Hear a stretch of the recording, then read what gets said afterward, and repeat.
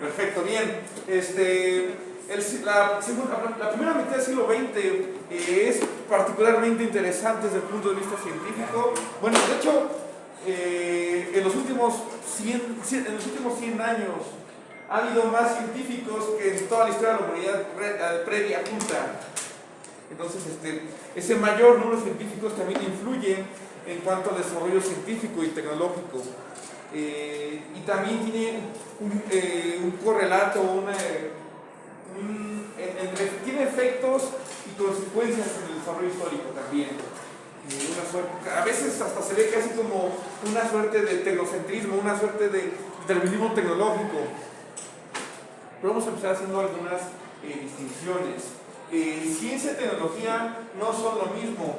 La ciencia, aunque en ambos casos se basan en conocimiento científico, en el caso de la ciencia es únicamente el saber científico sin una aplicación práctica.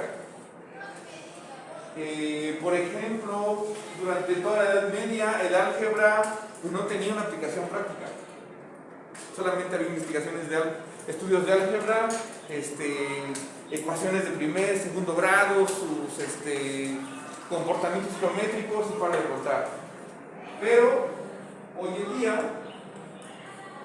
ya tiene una aplicación práctica y eso nos lleva justamente a lo que caracteriza la tecnología es que además de que se basa en conocimiento científico, como esto de aquí, es su aplicación práctica. La tecnología tiene que apoyarse en un saber científico, pero darle una aplicación práctica. Actualmente buena parte del desarrollo tecnológico no se entendería sin el álgebra, sin la geometría, sin el cálculo, pero en ese momento, todavía hasta el siglo XVIII, principios del XIX, ninguna de esas ramas tiene una aplicación práctica. De hecho, actualmente la gran mayoría de las áreas del saber científico no tienen una aplicación práctica, pero eso no significa que no se deban hacer, eventualmente lo tendrá. Y en el caso del desarrollo tecnológico, destacan estos tres elementos. Primero, el automóvil. En el caso del automóvil, originalmente son los vehículos automotores, bueno, no eran como tal automotores, eran sí coches, pero que funcionaban con una máquina de vapor. La atención. Ya van a empezar como en la primaria. No puede ser. Ana. El automóvil entonces originalmente funcionaba con máquina de vapor, eventualmente fue reemplazado con el motor de combustión interna que conocemos hoy en día, y es importante el desarrollo del automóvil porque es lo que permite en buena medida el crecimiento de las ciudades. Anteriormente pues no había muchos medios de transporte más que caballos y a pie. Con el surgimiento del automóvil es posible que las ciudades se expandan y que con ello las personas vean un poco más lejos de sus centros de trabajo, sus centros de estudio, pero ahora se pueden trasladar, siempre que no haya bloqueos en las calles. Paso por aquí. Ahora, que va a ser clave para el desarrollo urbano de varias ciudades en México durante el milagro mexicano, la que destaca pues en la Ciudad de México. Desarrollo de la aeronáutica, inicialmente con una aplicación estrictamente militar, eventualmente se hace la transición de una aeronáutica militar o solamente militar a también una aeronáutica civil, transporte de pasajeros, de mercancías y acelerando también los tiempos de traslado, pero también acelerando otros fenómenos, por ejemplo, pues, la propagación de enfermedades, por ejemplo. Nos consta, ¿no?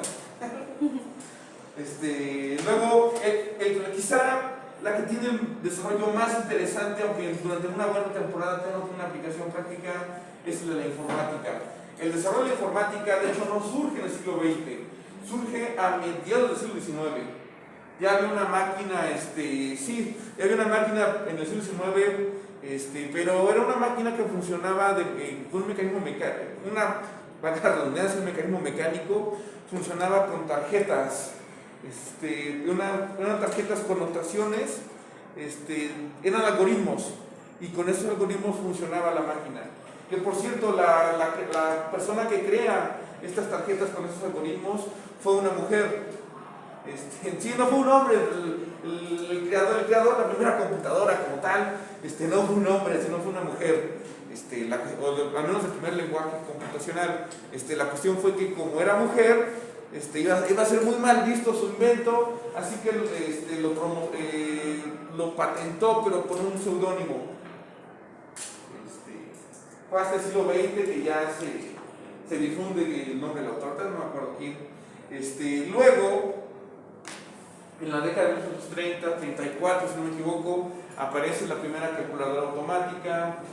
En ese entonces todavía no con un lenguaje, un código de programación tal como lo entendemos, pero ya es el primer avance.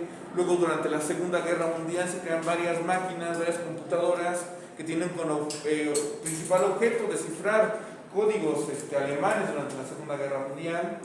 En aquel entonces trabajaba un equipo completo de programadores e igual en tarjetas pues metían los códigos para que la máquina trabajara, y eventualmente se va haciendo más sofisticado.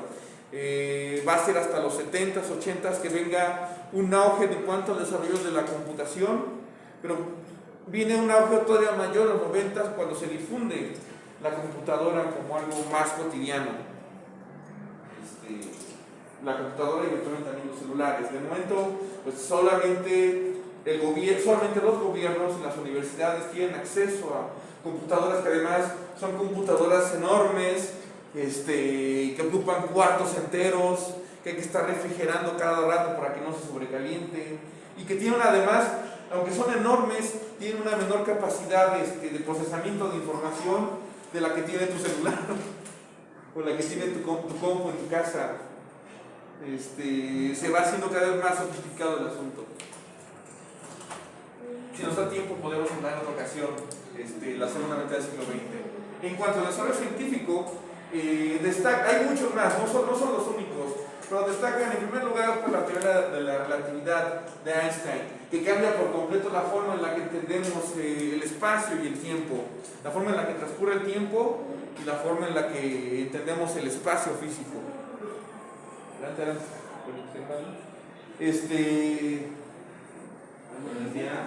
Al menos ya me alegra ver que está bien. Estaba muriendo. Sí, da yo como espantado. Bien, por favor siéntense y guarden silencio. Otro hallazgo importante del siglo XX es el descubrimiento de los elementos radioactivos. Esto a cargo de la pareja de los Curie.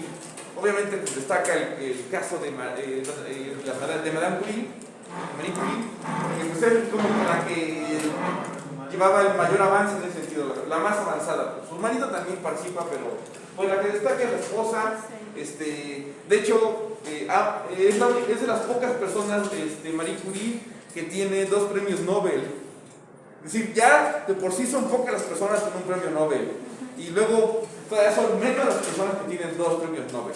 Pues Marie Curie tiene 2 en física y en química, si no me equivoco.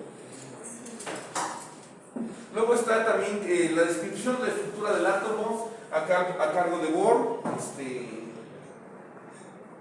Otro hallazgo que inicialmente no tiene ninguna aplicación práctica, pero que igual es un paso importante más adelante.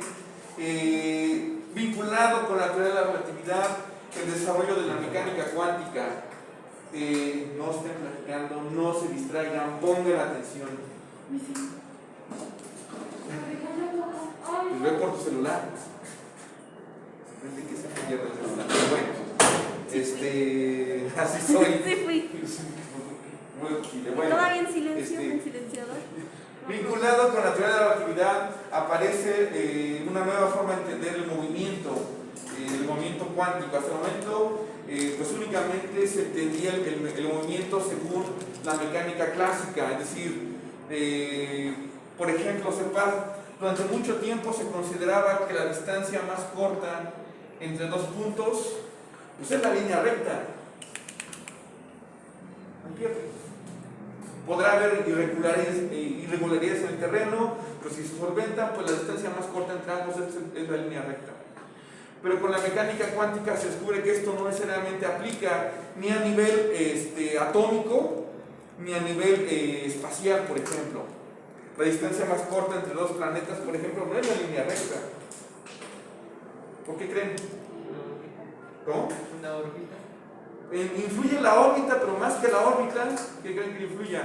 Para que no se pueda recorrer una línea recta. ¿Cómo? ¿El qué? El espacio como tal, ¿no? ¿Cómo?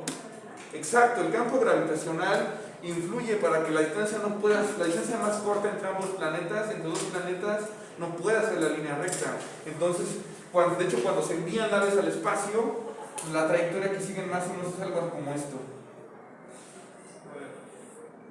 Casi como si escribieras una integral. Es con esta forma en la que escribo una integral.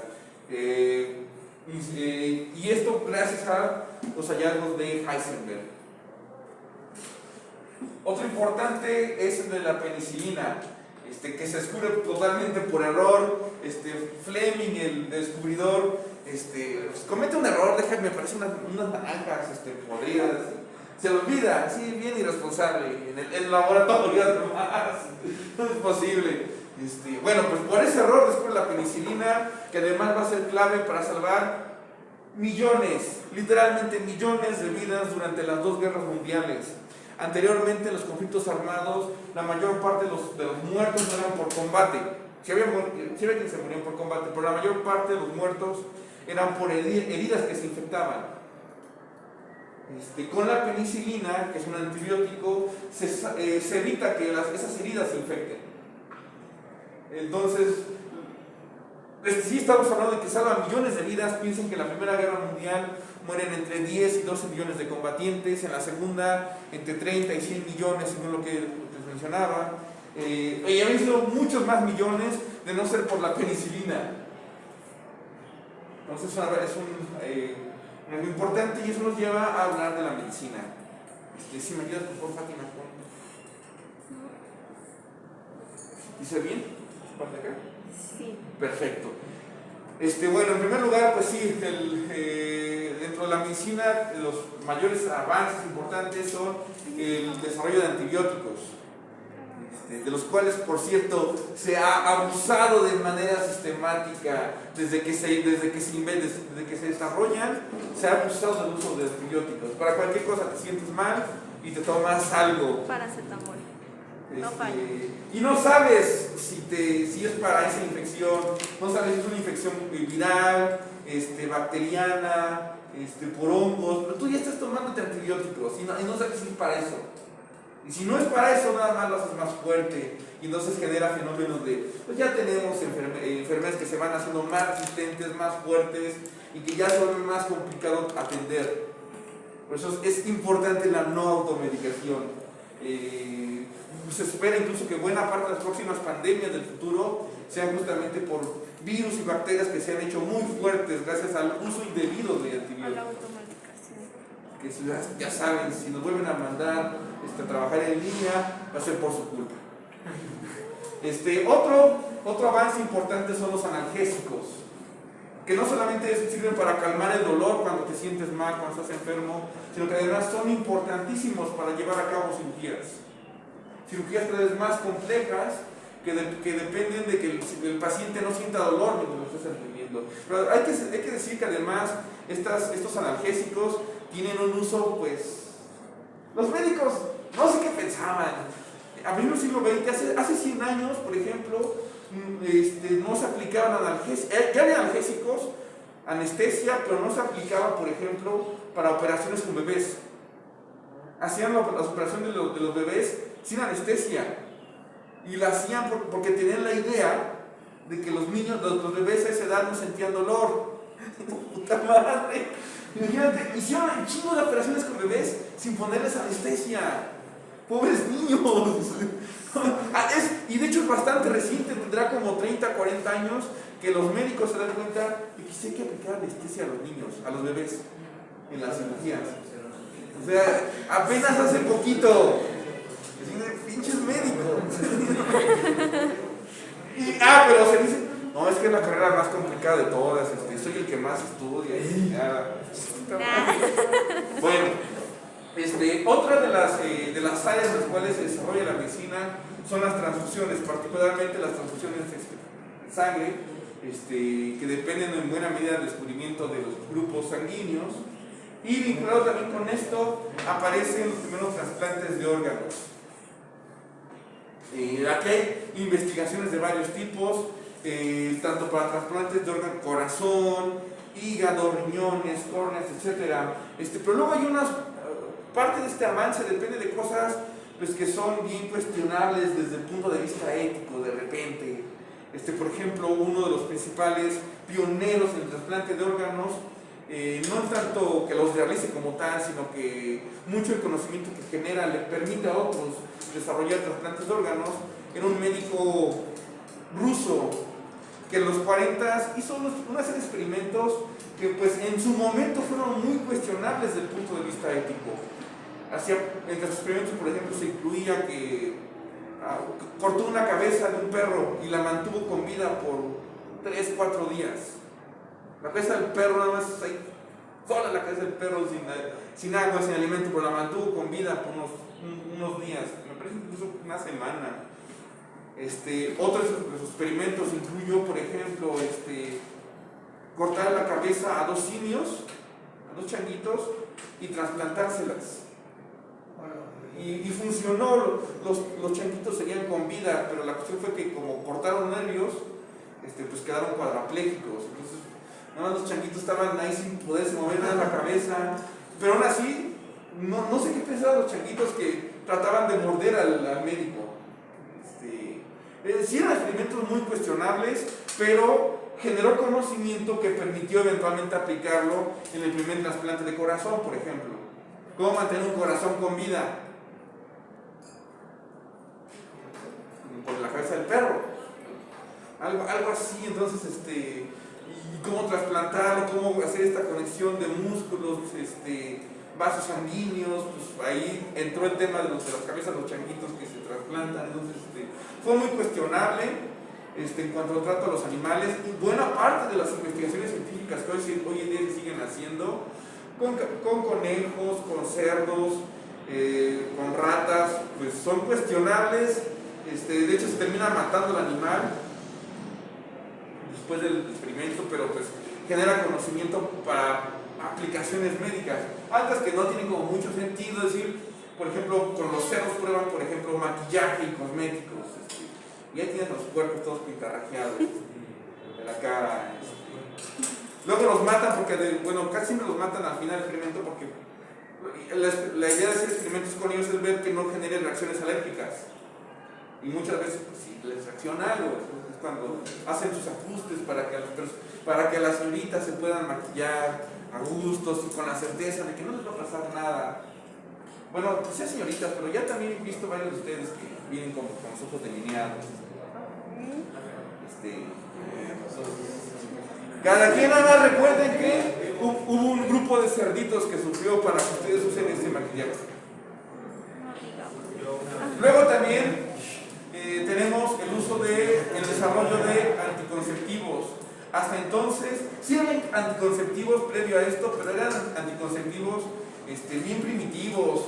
Por ejemplo, en lugar de un diafragma, tal como lo entendemos hoy, se ponían como una vejiga de algún animal. En lugar de condón, por mucho tiempo, por ejemplo, en el siglo XVII se usaban tripas de cerdo. Los amarraban de un lado y eso lo usaban como condón. En lugar de la bolsa de cacahuates, una tripita de cerdo. Eventualmente aparecen ya anticonceptivos más confiables. El condón, la pastilla de después, les echo el paro a más de una de ustedes, sobre todo el 15 de febrero, no sé qué día, así. Son solitas hechas de cabeza. No, ni idea, profe. Ni idea. Ni idea. Y el uso de anticonceptivos,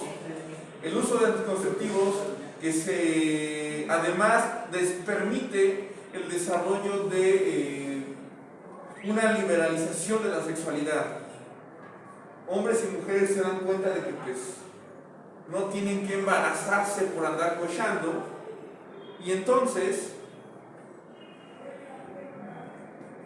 véganos tu reino, ya en ese entonces en las En las fiestas, en las pedas, pues también terminaban cochando. Ahí va, eso iban a las fiestas, ahí se iban a las pedas, igual que ustedes. ¿Qué dice? No, yo no. Es más, yo ni voy a fiestas. Para empezar.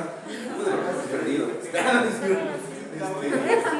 Entonces, todo eso que ustedes hoy disfrutan, parches anticonceptivos, pastillas anticonceptivas, diafragma, espermicidas, el DIU, todo eso se dio justamente en la primera mitad del siglo XX. Y ya para su desarrollo e investigación les tomó varias décadas, pero ya para la segunda mitad del siglo XX se van a generalizar y se van a usar de manera cada vez más y más eficaz. Ustedes prácticamente lo hacen cada semana y desde que están en la secundaria y no pasa nada. No, Con una cara de no, yo desconozco no. ese tema. Bueno, ¿hasta aquí alguna duda? ¿Seguros? Bien, no guarden sus cosas. Vamos a trabajar. Sí, tenemos tiempo para eso. No, Qué pena, profe. ¿me ayudas